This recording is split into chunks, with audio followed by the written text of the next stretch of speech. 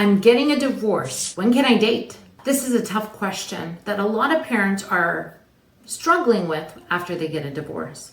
When is it too soon to introduce your child to a romantic interest? Many mental health professionals will say that you should wait at least 6 months from when you get a divorce before you engage in a romantic relationship. But what about introducing them to kids? There's not really a rule of thumb, and that every family is different. When is the appropriate time?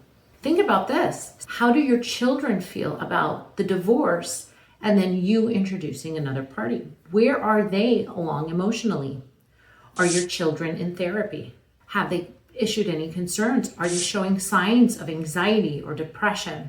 Are they well established and doing well in school and maintaining their friends group and other social networks?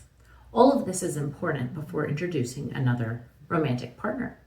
In fact, you might be ready to date before you want to introduce the children. And that's okay too. You might want to take some time to establish yourself in a romantic partnership before you introduce the children. Now, what can or can't the co-parent say? How much involvement can the other parent have in your new dating relationship? Well, from a legal standpoint, the answer is none. The co-parent can't control who the other parent is dating, who they're seeing when they introduce them to children, what's said, how it's said. So really it's an off-limits topic, legally speaking.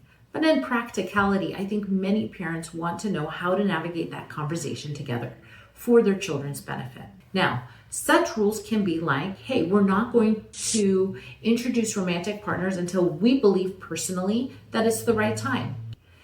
Maybe you say that we both have to agree.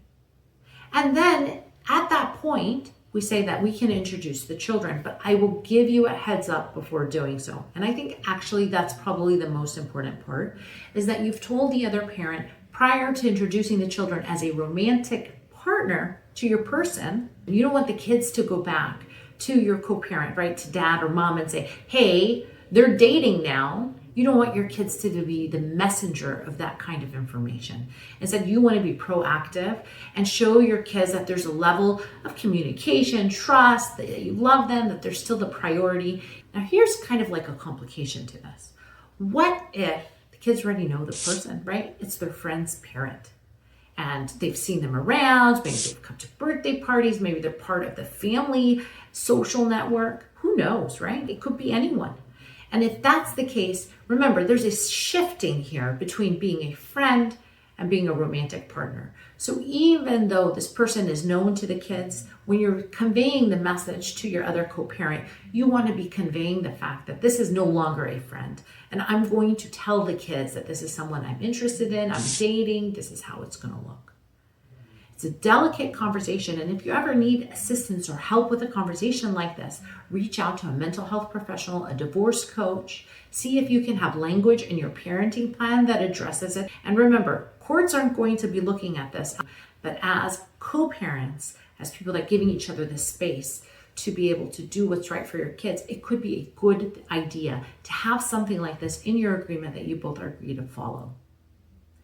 For more content, please subscribe. And if you need any further assistance, reach out to Families First Mediation so we can come alongside you and create a high quality agreement.